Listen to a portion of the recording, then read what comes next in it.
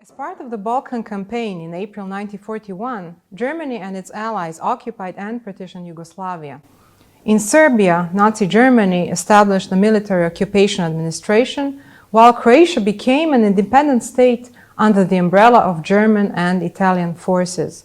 Other areas of Yugoslavia were annexed by neighboring Axis countries, Hungary, Italy, and Bulgaria. Different occupation zones shaped the manner, circumstances, and chronology of the final solution in Yugoslavia.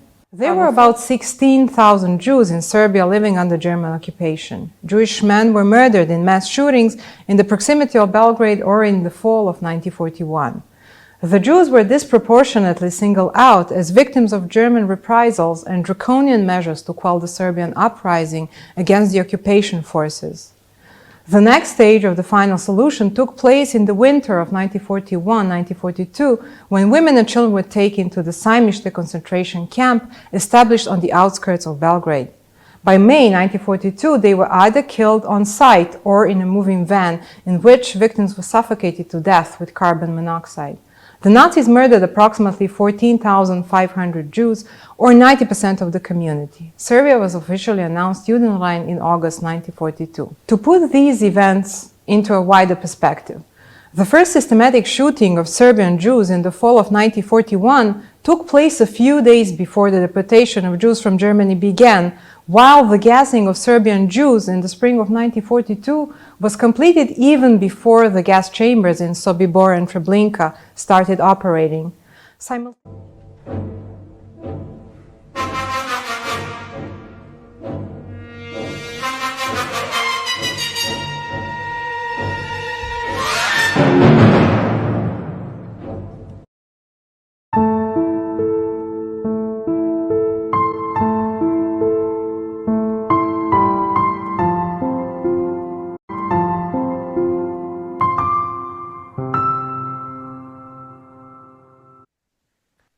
Hello, everyone. This is Jeffrey Giesener, founder of the Jewish Culture and Holocaust and Stand Against Hate communities. And I'm happy to introduce Julie Brill, who has written a tremendous book called Hidden in Plain Sight. You can see it there behind Julie.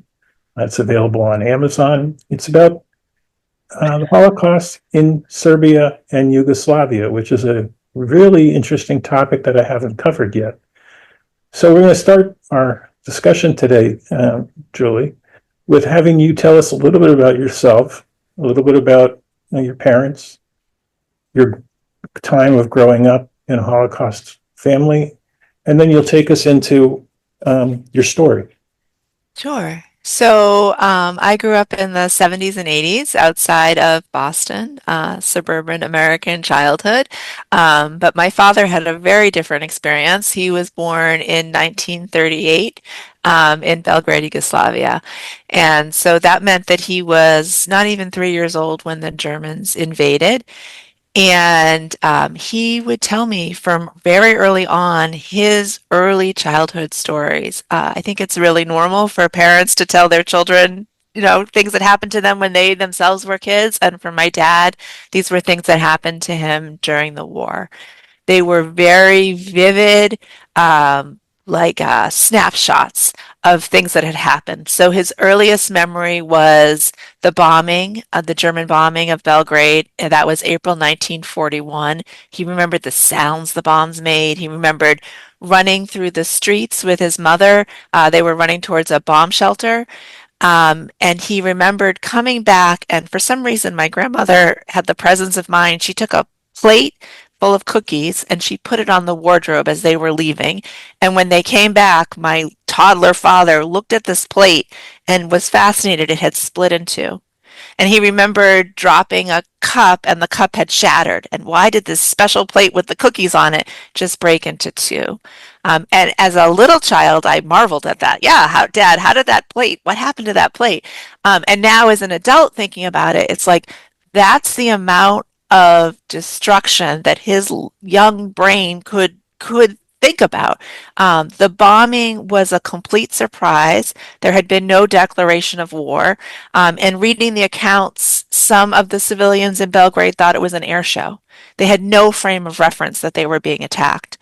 All of the attacks were on civilian targets. There were only civilian targets, particularly Dorchel, which is the Jewish neighborhood where my family was living. So my father couldn't process that. He could just process this plate. And so I thought about his early memories a lot as a kid. It was almost like he was a child telling me, another child, this thing that had happened. It felt very close. It felt very recent. It didn't feel like a generation and an ocean was protecting me from the Holocaust. And so I thought a lot about the Holocaust. And I learned about it, I think, the way a lot of children in families with survivors do. I learned about the very personal stories first, and then gradually the larger story. This is not obviously now just something that happened in my family, right? So I went to Hebrew school in the early 80s as a preteen and learned a certain kind of Holocaust history, which I think is still, in a way, largely what children learn.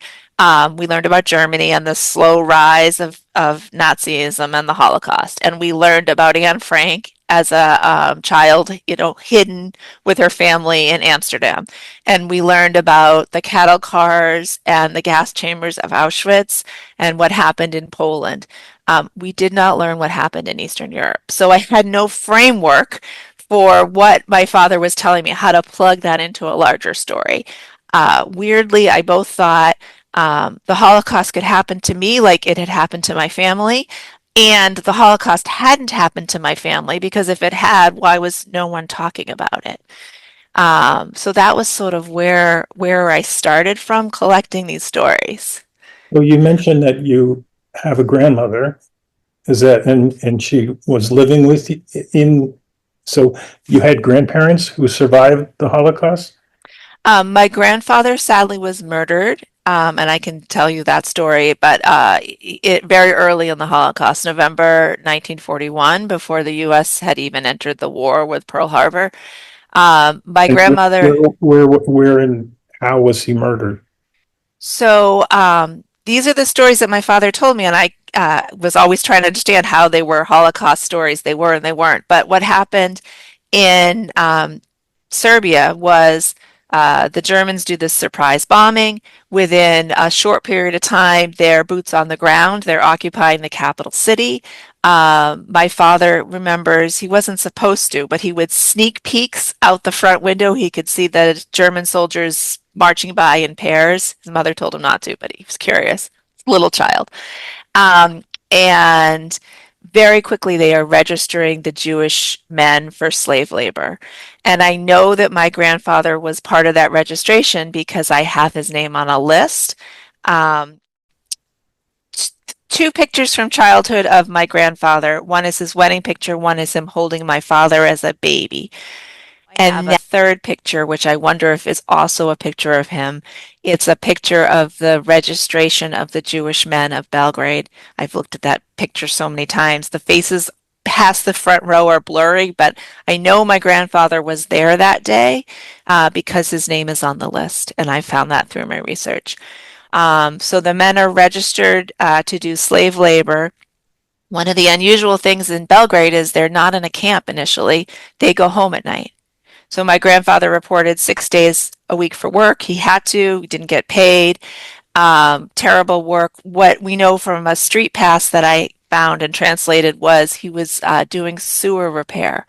So one of the things the bombing did was it destroyed the sewers in Belgrade. That's part of why so many civilians left. Imagine a capital city without a working sewer system and it's spring. So the Jews, one of the things they were forced to do was sewer repair. My grandfather before the war was a clerk. So I picture him kind of in his office clothes, digging ditches and laying pipe. That went on from April of 1941 until around my father's third birthday. August of 1941. And then one night my grandfather didn't come home. That's also an early memory for my father. He remembers my grandmother screaming, and she was pregnant at that point with my aunt. Of course, she thought the worst, that he was dead. There was a curfew. She couldn't go outside. There was no radio. There was no phone. There was no way to, find out what was going on. But what was going on was that the Jewish men were now being held in a camp in the center of the city and continuing to do labor, forced labor in the city. That camp was a terrible place. There were basically no resources. So there was a letter we have from the head of the Jewish community begging the Germans for straw. Could they please have straw so the men could sleep on the straw and not on the ground? And the Jewish women in the community brought the men what they needed, like the basics, food. I picture like maybe like a pair of clean socks, like the very basic things that you needed to survive. And my grandmother did that. So she could occasionally see my grandfather at night and bring him food. And then one day she was doing that. She arrived at the camp. The gates were open and no one was there. And my grandfather had just disappeared. But the rumors were, and this made sense, they had moved them for work elsewhere for the Reich. Now, my grandfather was in his early 30s. You know, he had been young and healthy, so that made sense that that had happened. My grandmother chose to believe that, and she actually never gave up hope that my grandfather was coming back, never remarried, and never knew what happened. Through our research, I know now what happened, which was that he was likely murdered that day that he disappeared. That's November 1941. The Germans had a system. There was a lot of resistance in Serbia, a strong partisan movement, and every time the partisans shot and killed a German soldier, and 100 of them for every German soldier killed. If the soldier was just wounded, that meant 50 civilians were killed.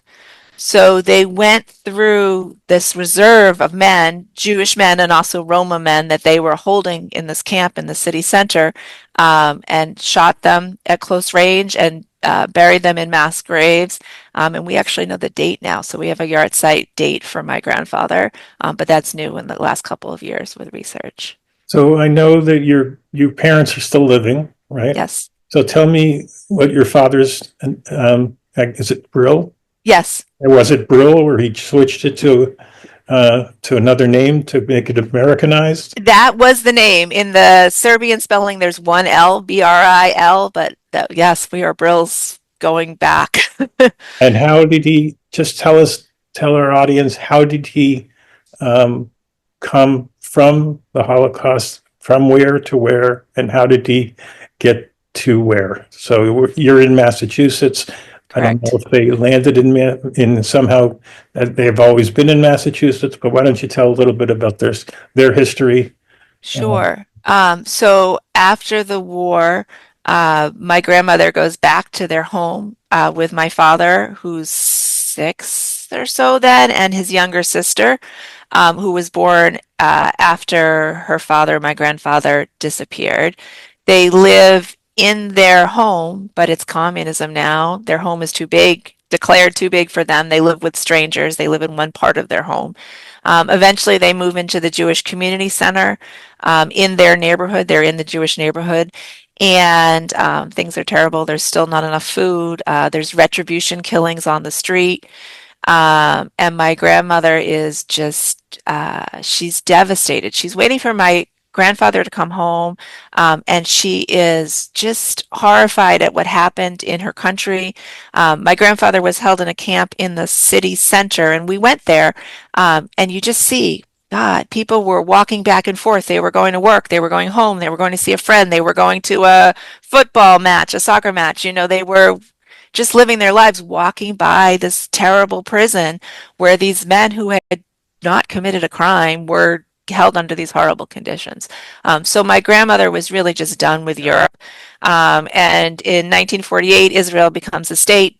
Jewish refugees can go there, and my grandmother is on, the story is they're on the second boat out of Yugoslavia. The first one was for people with very young children, and my aunt and my father at that point are 10 and 6, so they're on the second boat. They get to Israel, it's Christmas Day, 1948. So they went from one kind of recovery from a war to an active war zone. My father and my aunt go to school there. My they serve in the IDF, in the Israeli military, where service is compulsory. And then after service, my dad wants to be an engineer. There's just one university there, Technion at the time, and he doesn't get in. So he comes here to Boston to go to school. He's a graduate from Northeastern. And while he's a student there, somehow, with very little English, he meets my mom. The story is they were kind of set up by a neighbor who knew my dad was a neighbor of my mom, gave my dad my mom's phone number. He called her, carried it around in his pocket for a while, called her from a payphone. She happens to be home and answers. And he has said, I wouldn't have called her again. And they dated, they fell in love, they got married, and they stayed here. My mom is from here. She was born in Boston. So that's how we all are here. Really nice story. And so let's go back and take you back to why have you decided to invest all of your time and energy into writing this book? So I'm maybe a reluctant author. I don't know if we're allowed to say that. I was very interested always in researching my family history. When my kids were grown in 2017, my younger daughter went to college, and I had sort of the time and the mental space to do it, and I started to research it. Initially, just for us. I wanted to be able to give it to my father. I wanted my kids and my niece and my nephew to know, and that was really the extent of it. The more I researched, the more I understood, first of all, why I didn't know this story, the story of the Holocaust in Serbia, and second of all, that no one knows it. And that really was the reason I wrote the book. It felt like a thing I had to do. There's something called the Auschwitz paradox. Timothy Snyder says, people know about Auschwitz, but most Jews did not die in Auschwitz. They were murdered outside the camps before Auschwitz was even up and running. And we don't know those stories because you need survivors, you need descendants to tell those stories. In Serbia, there were so few survivors and descendants, the story has not been told. And so it felt like a burden and a blessing to do this. I really wanted to represent my family, of course, and get the story right. But also the Jews of Serbia, what happened, not just in the war, which is, of course, horrific, but before then, there was a vibrant community there for centuries, and people don't know about that. The first Ladino printing press was in Belgrade. It was a Jewish center, a Sephardic center, and later also Ashkenazi community that lived there pretty separately, separate schools and synagogues and cemeteries. But my father's grandparents were actually intermarried, Ashkenazi and Sephardic, which is very unusual. So just finding these pieces and wanting to share what had happened. And someone had to do it. you mentioned Serbia, and you also mentioned Yugoslavia earlier. Perhaps you can tell the audience, and we often think that Serbia came later after the war. Yes. But maybe you can tell us a little bit about what happened during the Holocaust with Serbia and Yugoslavia. Yes, the history is confusing. I mean, certainly it was to me. We didn't learn this history in the public schools in the 80s in the US. So Yugoslavia was a kingdom before World War II. It actually dated back to the end of World War I. Woodrow Wilson thought it would be a good idea if they created a country out of these separate, different Balkan cultures. So they made the country of Yugoslavia. It was a kingdom, and the center of it was Belgrade, the capital city. And that, of course, is where my family was from. And the Jewish neighborhood of Dorchel was in the city center. So, like, my family was in the middle of all of this. They're going along before World War II. The king is acting king for his nephew, who is considered too young to have the position. And this king makes a deal with Germany to try to avoid war. He signs a pact. When the Yugoslav people realize that, they are so outraged. They go on strike, they picket, they're in the street with signs. They'd rather have a war than a pact. They don't want to work with Germany. They get rid of that king. They put in the real king, who's just a teenager. who does not, like, negates the pact, and that's why Hitler was doing that surprise bombing in April of 1941. Once the Germans come in very quickly in 1941, they divide Yugoslavia up back into original countries. So Serbia during the war is its own country again, run by Germans with these Serbs who are collaborating. And so the stories of what happened in Yugoslavia very much depend on what part you're in.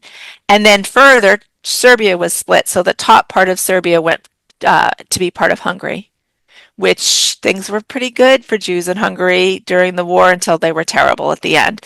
But the rest of Serbia, the Holocaust is very early, 1941. By spring of 1942, the Nazis are declaring Belgrade Judenfrei. It's the first city to be declared free of Jews.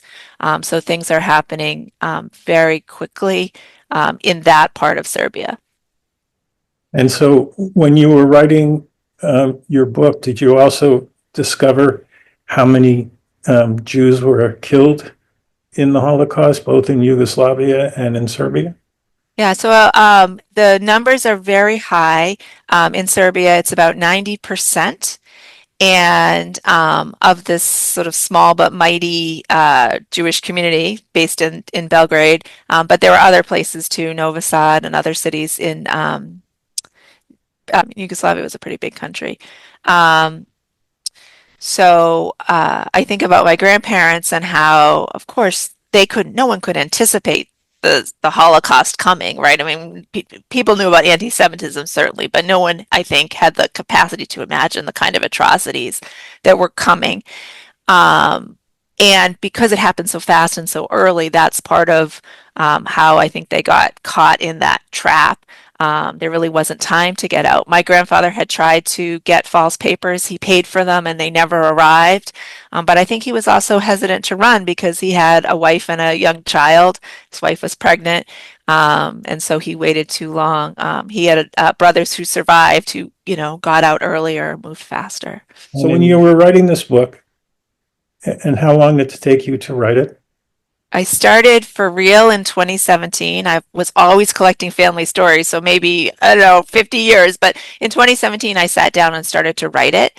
I was still living it at the time. I mean, I did a trip to Serbia with my dad and my daughters in 2017 and again in 2018, and the last one is 2022. So the story covers 2017 to 2022. I was writing it and rewriting it the whole time.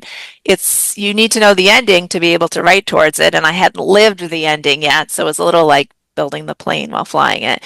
But I worked on it starting in 2017. The final draft went in late last year, 2024. So 7 years, really, a little more. And so who's your publisher, or it's self-published? Not self-published. It's with Amsterdam Publishers. They're based in Amsterdam. And it's a fabulous, small but mighty press. They focus on Holocaust stories. So survivor stories, 2G and 3G stories, second generation and third generation of survivors. I was sending the manuscript out and people were saying, great book, great writing. We're so interested in the story. There's Holocaust fatigue. Nobody is going to want to hear this story. So finding Amsterdam publishers and their focus, Elizabeth, who runs it, does not think, people are tired of these stories. These stories are very important. I know Elizabeth. I've done quite a number of interviews with Amsterdam Press authors. Yes. And so the title, Hidden in Plain Sight, is interesting to me. What made you pick that title? And how would you relate that title to the audience? And maybe you can tell us the two children who are sitting on the front cover and why and who they are and why you chose this as their front cover. Yeah, thank you. That's a great question. So somehow, not only did my father and his sister and his mother survive the war, but we had a couple of pictures that did. And in my childhood, those pictures were mysteriously in an envelope somewhere. They would like surface. My mom would be cleaning. We would hold them by the corners. We would look at them, and then they would kind of disappear again. One was of my grandparents' wedding, and I would look at that picture, and they like looked so young. My grandmother was so pretty. And the story was she's wearing this white dress with a long train. And the story is that she will cut up that train for clothes for her children. She needs fabric during the war. So it's like this beautiful picture, but we know what's coming, but they don't know what's coming. And then two more pictures. One, my grandfather holding my father as a baby. One, my grandmother with my father as a toddler. And then the fourth picture was this picture that we're looking at. It's the picture of my father and my aunt. They are standing on the street. This is during the Nazi occupation of Belgrade where they live. And he's there with my aunt, his baby sister. And like, how is this possible? And just from the time I was little, I would look at this, like, how is this possible? Dad, how did you survive? How can this be? And I never really got an answer that made sense to me. That's part of what launched me on the research. Now I understand even more how extraordinary this picture was. Somehow my grandmother got this photographed and developed, I think, so she would have a picture of the children for her husband when he was coming home. That was her dream. So But can I yeah, ask, of course. there's no yellow stars on the clothing. So in Yugoslavia or in Belgrade or in Serbia, the Nazis didn't require yellow stars? Thank you for that question. The Nazis absolutely did require yellow stars. These children are not marked that way as Jews. They could not be on the street if they were. This picture was taken after the Nazis said, hey, we've made the capital city Judenfrei. There are no Jews in Belgrade. So it was this mysterious picture. How could this exist? How did my family survive? Now I know you you think about, like, we all have cameras in our pockets. We're taking pictures of our lunch, right? Cameras, of course, were rare in the 40s, but in occupied Europe, they were illegal. The Germans didn't want you taking pictures of anything on the street because you could inadvertently or on purpose give away a military secret. So just the layers of the mystery of this picture and how they could survive, and not just survive, but they're hiding and not hiding. And that's the title. They're hidden in plain sight. No one knows they're there, but they are clearly on the street. So we didn't really cover this. What was your career? And why did you feel that you could write this book? Yeah. So my whole career has been working with parents in the childbearing year. So I worked as a doula, someone helping people to give birth, a childbirth educator. My main work focus right now is I'm a lactation consultant. So I help people feed their babies. I went into that work naively because now, of course, I understand I have my own children as well. What a difficult time that perinatal year can be. But I went into it in my early 20s thinking this is the opposite of whatever Holocaust studies are, right? Like, this is a focus on new life. The people are really happy. This is like such a magical time of promise, right? So that's how I got into it. I always kind of thought I was a writer. I was a reader from really early on. I was the kid, with a book in her bag or by her bed or in the car in the back seat. I always wanted to write. I wrote book reviews for a local newspaper when I was a preteen. I was reviewing YA books. My mom was typing them up and delivering them to the editor. So I was always focused on a little bit on writing. I took some courses in college. I wrote a book about 10 years ago that was an anthology for doulas called Round the Circle. I wrote a lot for work. And then I started writing short pieces about about my family and the Holocaust in Serbia, and they were getting published. So I really understood that people are interested in this story. People want to hear all the stories. All the stories are important. So I'm really interested in the interest of your parents in you writing this story. Yeah, And it yeah. took 7 years. So tell me about your father's recollections of you writing. Your mother must be, both of them must be incredibly proud of you that you've undertaken this type of story. I'd love to hear how your mother relates to your father, one a Holocaust survivor, one born in America. That's a very unusual combination for this period of time. So let's kind of go there, and then I'll transition back to, you mentioned that you took a trip to Yugoslavia and Serbia with your father and your daughter. So let's go to the first question. I know I put a layered number of questions on you. Hopefully you can remember them. But why don't you take it from there, those questions, and then we'll go to Yugoslavia together. Sure. So my parents are very proud. I mean, I like that's the first thing. They have been 100% supportive all along. I wouldn't have written this. It's not a tell-all. I wouldn't have written this if I didn't have family support. They all, not just my parents, but my daughters and my brother, read early versions. Partly because I wanted to get it right. You know, everybody remembers a situation a little bit differently. Like, is this really what happened? The accuracy was very important to me. And also, I didn't want to reveal anything or tell a story that they didn't want told. My parents were always clear from the beginning that I should do this, that it's important. I don't think my father ever thought his stories from his early childhood and his family photos would be on the internet and out in the world. So there is a little kind of, I think it's odd maybe, but he's getting recognition now that he never got before. People are interested in his story, and I think that has been helpful for him. He never really considered himself to be a Holocaust survivor. So, he wasn't in a camp. He went to Israel in 48, where there were survivors from concentration camps, people from Auschwitz with the numbers on their arms.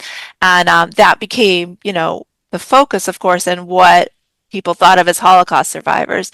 But also, I want to say there was no recognition in being a Holocaust survivor in Israel in the 40s or 50s. It wasn't something that people wanted to claim. There wasn't a pride in that.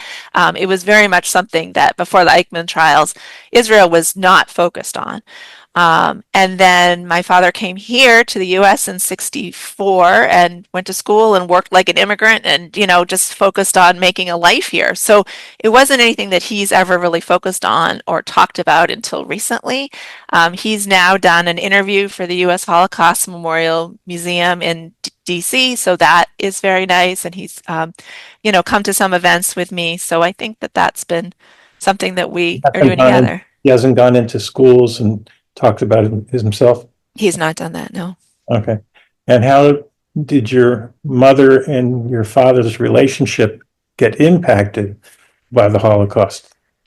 Yeah, I mean, my father was always very open about telling his stories. I think some Holocaust survivors don't share with family. We always knew, but we never had the context for it. I mean, I don't want to speak too much for my mother, but I'm not sure that she really understood until we have this book and this research of what really, the greater context was of what he was living through.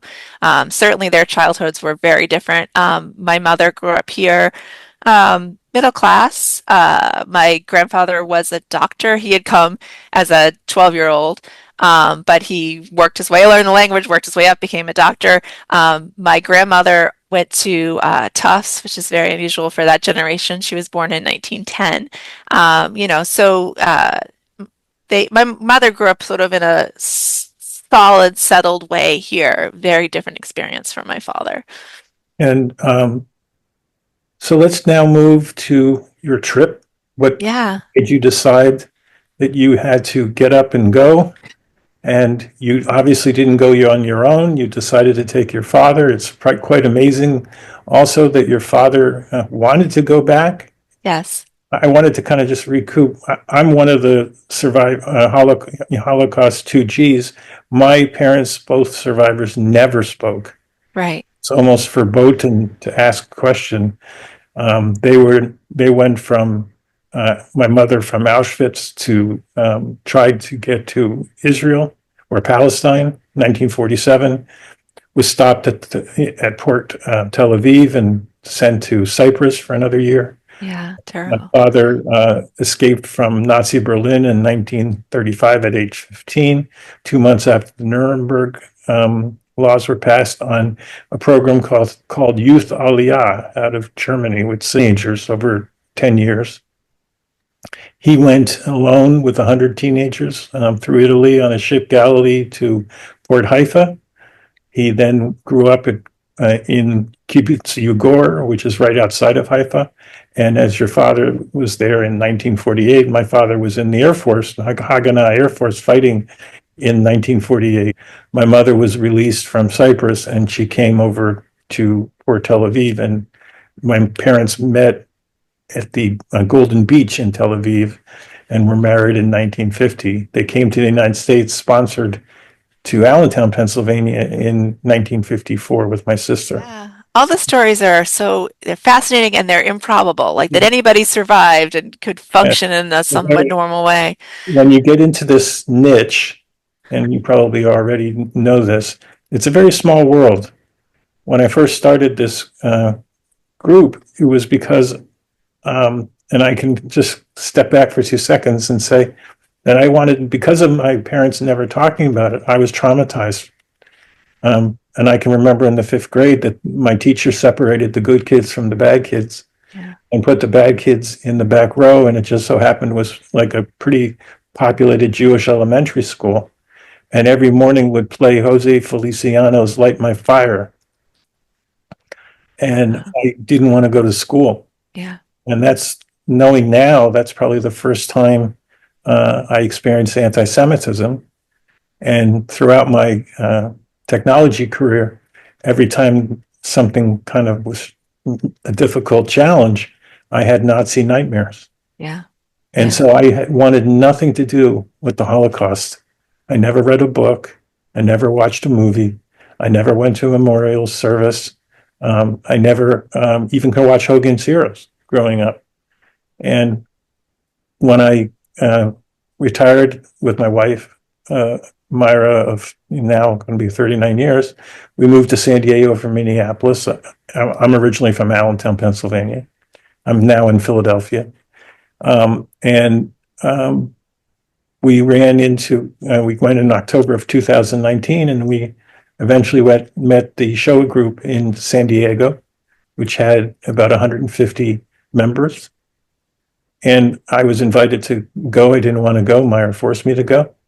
And we had, I met about 52 Gs. About 50% of them talked. And this is a really interesting story. Yeah. And so I was introduced by someone who introduced us to the group. And I met a woman named Ava Sakarian.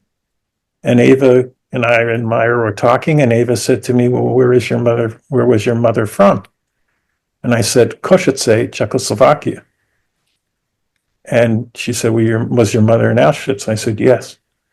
And she then said to her sister, who was on the other side of the room, she called over to Ida, who's her 4-year-old sister. Ida, come over here. She says, where was mom from? And Ida says to Ava, why are you asking me this question? You know where mom was from. She was from Košice, Czechoslovakia. You're probably cousins. Well, you're getting there. Yeah. And so all of a sudden, Ida calls over her younger brother, Henry. Henry comes over and he said, Henry, what was mom's maiden name? And he says, Ida, you and Ava, you know what it was. It was Friedman. And I said, OMG. Yeah. Yeah. My mom's maiden name was Friedman. Yeah. And right there in the first 5 minutes of a 20-year journey, not ever wanting to know anything about the Holocaust, I have no cousins other than my sister living in the United States. I have now 3 family cousins in San Diego who we constantly talk about with each other. Yeah. So Gives me chills. talking about a small world. Yeah. Yeah. And I founded this group because that night I decided I needed to know more. And in 2008, my sister recorded my mother and father's story, who they refused to tell because they were in ill health. My father told a very robust story, though he wasn't in a concentration camp, but he lived alone and escaped. It's quite something that that his parents were willing to let him go at age 15. Yeah. And then my mother, when I opened that document, completely left out 1942 to 1946 Yeah. in that document. So I knew nothing. And so I started the group with the hope of having 25 people tell me their stories about Auschwitz. So I would learn my mother's story, and 25 people who were Berliners and their parents talked. So I thought, let's start a group of 50 people. Did I ever know that there'd be 10,000 people in the group today? Yeah. It is an amazing story, but that's talking too long. I want to interview you. No, fascinating. And I just heard there's 1 million of us, 2G, 3G, 4Gs in the US. Like we all feel somehow like we're by ourselves, but we're not.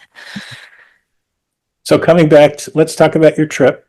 Yes. And the decision making on why you decided to go, who decided to go with you, and I'll turn it over for you and you to tell us about it. Yeah.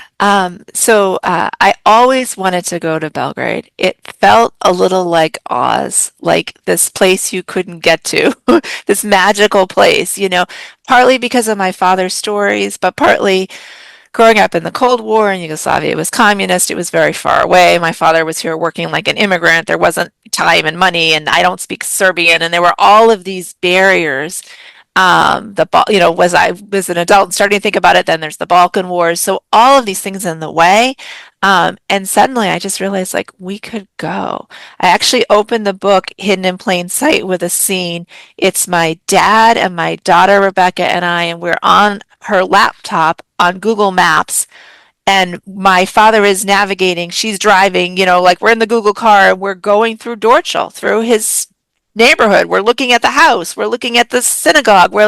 There was this moment where it just was like, oh, this is actually a place we can go to. It sounds so ridiculous because, of course, it's on a map and you could get there. But that was really the beginning, looking at it on Google Maps and seeing, these are places I want to stand at. I want to stand outside the building where my father lived. I want to go and see where these places are that he remembers. And he was game. And so we were just going to go, the two of us. And then my daughter wanted to come, my teenage daughter, so she came too. And it was a phenomenal experience on so many levels. But I realized Belgrade is my dad's hometown. He is from here. We are from here. There's a saying, I live in Massachusetts, but there's a saying in Vermont, you're a Vermonter when you have 4 grandparents in the ground. And so I'm not from anywhere. I never will be on that definition. My father is from Belgrade, and we went to the cemetery where family was buried. He had memories he'd never had before because place triggers memories. So we stayed in the Hotel Moskva, which was Gestapo headquarters during the war, so felt weird to stay there, but also my dad remembered it from after the war. He would stand on the street and look at these like fancy, rich patrons sitting in the cafe, eating sweets and drinking coffee and probably smoking. He had this idea of it as this like special place. And so we went and we stayed there. And the first day we came out of the hotel, we're there with our guide, my dad, my daughter, we're ready to go. And my father had a new memory.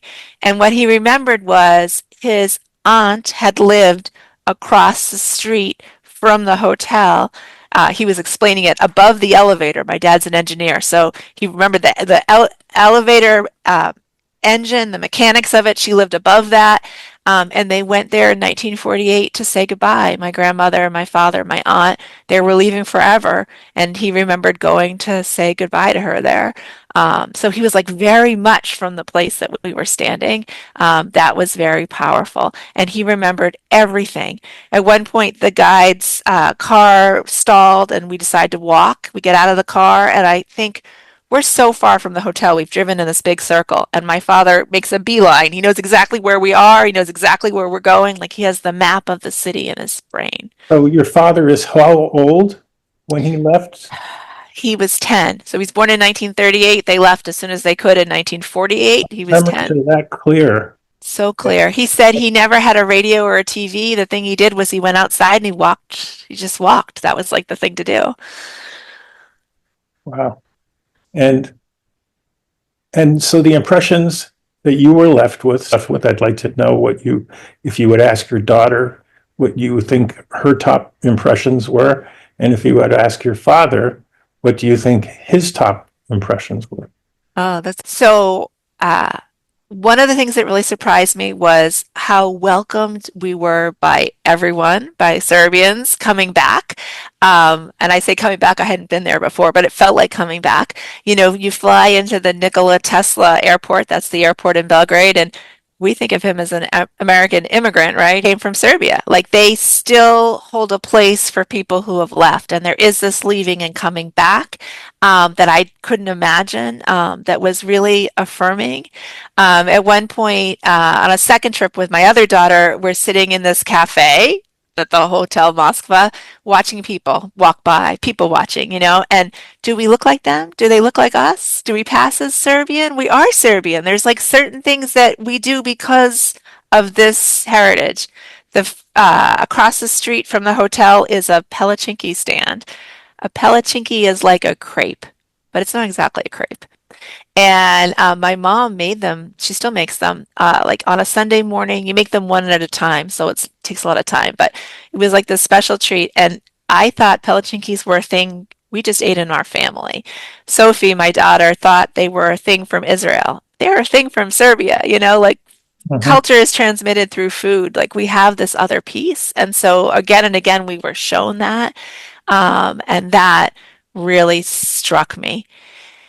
The other thing that really struck me was not just do we not know the history of the Serbian Holocaust in the US, it's not well known in Serbia either. So we went to the place that I described where my grandfather was forced to register at the beginning of the occupation. It's an old fort in the city center called Kalamagdan, but it's a park now. So it's grassy. You would go there, throw a frisbee, walk your dog, meet a friend, you know. No sign of what happened there. No signs when we went in 2017 with any names of Holocaust victims. We went to the camp where my grandfather was held, no sign. You would not know what happened there. It's not a museum. It's two falling down buildings and an overgrown lot with stray dogs. So that was the other part that really struck me was like Serbia. There were the partisans who were fighting the Germans. They were also fighting the Checheniks, the royalists. There was a civil war going on while they were all fighting the Germans, and also the Checheniks were working with the Germans. It's a very complicated history. There were also, of course, Serbian collaborators.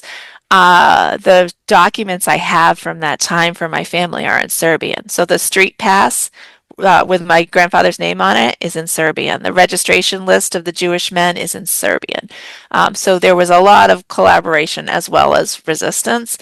The Serbian government, I think, would be pleased to say that they have one of the best restitution programs in Europe. They have given based on property, like unclaimed property, this heirless property that was owned by Jews. On the other hand, like I said, there were no markers with the names of Jews who were murdered. The Serbs have their own more recent history of genocide in Bosnia. I think that complicates it. They were very anti-fascist while they were communist, but when they became anti-communist, they, I would say, became less anti-fascist. My father was very excited to go to Belgrade to see. There was a monument with the names of partisans, and we had family who were fighting in the partisans, and he wanted to see that. So when they overturned communism, some of that anti-fascism went away as well. It's very complicated, but I will say that there's a huge resistance movement in Serbia right now, led by the students. Hundreds of thousands of people were on the streets just last week in Belgrade. We're recording this in March 2025, so maybe things are changing. Okay, and so coming back to your daughter, what would you think her top memories would be? Yeah, I think for her, it's similar. She grew up very close to my parents. They lived close by geographically, just down the street. They spent a lot of time together. She also heard these stories of my father's from when he was very little, and we talked about what it meant. And so I think it's similar in terms of being able to locate the place, the physical place where these memories happened as being a really significant thing. I think having her there was wonderful for a lot of reasons. We could kind of bounce the day off each other. There was a lot going on all the time emotionally. But, you know, she is the next generation. So hopefully for both my daughters, they will carry these stories forward. And they both have memories of being in Belgrade, hearing those stories from my father. Did you grow up with any intergenerational survivor trauma, any trauma from your father? Was he affected by the Holocaust? As we know, many survivors were in the middle of the night, were crying and severely incapacitated with memory issues. Can you speak? You know, I don't Yeah. open up an inappropriate door, but I was just curious, since my own history comes out, which I disclosed. We have Right. a lot of members in our community who suffer from intergenerational trauma.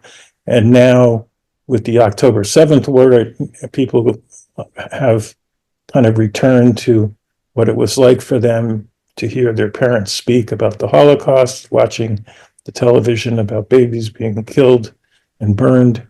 And now, you know, it just goes on and on. Yeah. So, my father, of course, was impacted by his experience. I think there's intergenerational trauma. We can talk about that. Also, intergenerational resilience that got passed down, you know, as survivors and children of survivors. My father was very lucky in that he had a couple of good years before the war, and then he had the sense that my grandmother was protecting him during the war. Whether that was true or not, that was his childhood sense. He did have this feeling of safety that kind of defies examination. So one of the things my grandmother told him, because of course he was circumcised, is never pee anywhere but at home. You're just pee, wet your pants, whatever you have to do. You know, so there was like definitely trauma that was happening and the things he was seeing, and his father was gone. But she somehow was able to protect him in some way that I think he's carried forward his whole life. I was obsessed with the Holocaust as a preteen, literally read every book on my library shelf and every book in the Holocaust in our library at the synagogue, everything I could get my hands on, and worried about what would happen when it came here. Which of our Christian neighbors would hide me? Was I blonde enough to pass? Like, what would happen?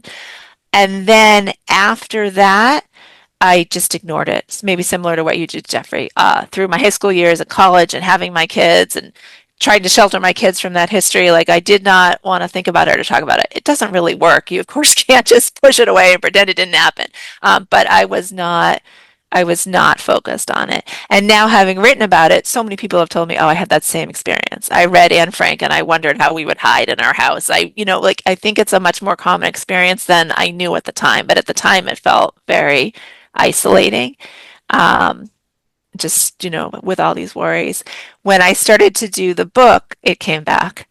And at one point, I write about this in the book, I made like for myself a no genocide at bedtime rule. Like you can't read these stories before you go to bed because I would just think about them and dream about them all night long. Like it was coming back again. So tell me about your grandmother. How did she get to the United States? She didn't. So my grandmother died in Israel. I never got to know her. So she died when she was 50. Part of what I imagine is for both my grandparents, my grandmother was born in 1914, my grandfather was born in 1909, I was born in 1970. Like I should have grown up with them, right? Knowing them. She came to Israel in 1948. I think there was a period of shock. I mean, it was, there wasn't enough food in the country. The country was at war. There were open sewers where they were living. First, they were living in tents. I don't think she was prepared for that. Like, who would be? And then they learned the language. The kids went to school. My grandmother worked as a seamstress, but she never got over my grandfather. She never remarried. I think she was always waiting for him to come on some level. And she died, we think, of a heart condition in her sleep at 50. I feel like she died of a broken heart. And she died. My dad had just come here as a student. And she actually, he got on a plane. People got him on a plane to send him back. But, they were doing the burials so quickly then, like the funeral was over by the time he got there. So I was kind of wanting you to kind of wrap it up and let our audience know what you would like them to leave with from the book that you wrote, the audiences that you're talking with, the connections that you're making around the world. Yeah. So the book is called Hidden in Plain Sight. It's a family memoir and the untold story of the Holocaust in Serbia. You can read it on different levels. One level is, middle-aged American woman trying to figure out her family's past and family's secrets. And that's just something I hope everybody will do if you have any interest. Record your older relatives, ask them questions, ask them the same questions on a different day or in a different way, get everything you can, do whatever internet research you can do, and then ask them questions about what you find out. I always thought history was done. We only knew what we were going to know, but in the case of Holocaust documents, there are more and more things coming out. The research that I did, I got documents that hadn't been available even a few years before. There's an article in the New York Times today about new kinder transports to England that we never had before. So there's new information all the time. That's one thing. And then there's the very small thing, which is no family is just like my family. Here's the story of my family and what happened to them in the war.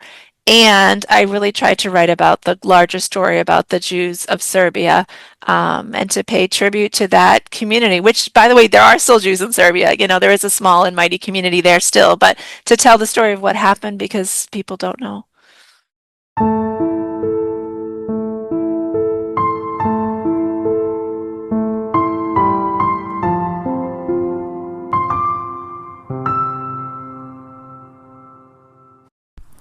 So according to you, what are the challenges to teach the Holocaust in your country, so in Serbia? So it is hard to say, but it seems that we are not learned from history almost anything. So Holocaust is a very important topic, and many people said that is so important that it is not good to leave just to historians to deal with that topic. Well, students knowing history is one thing, but teaching and learning about values is other thing.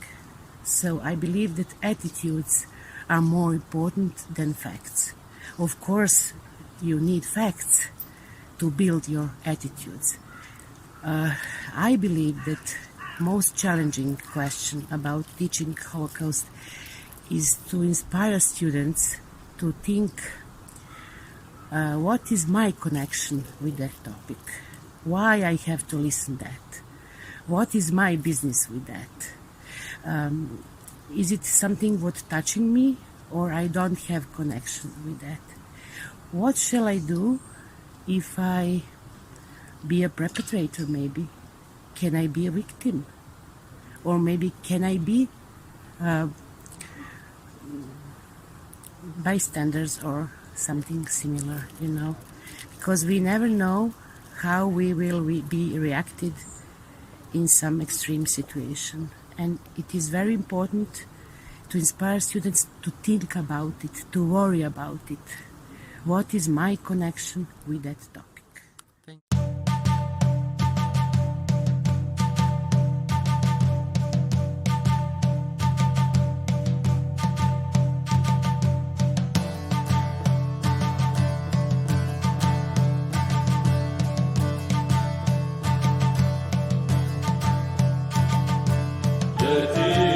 Silna Polska,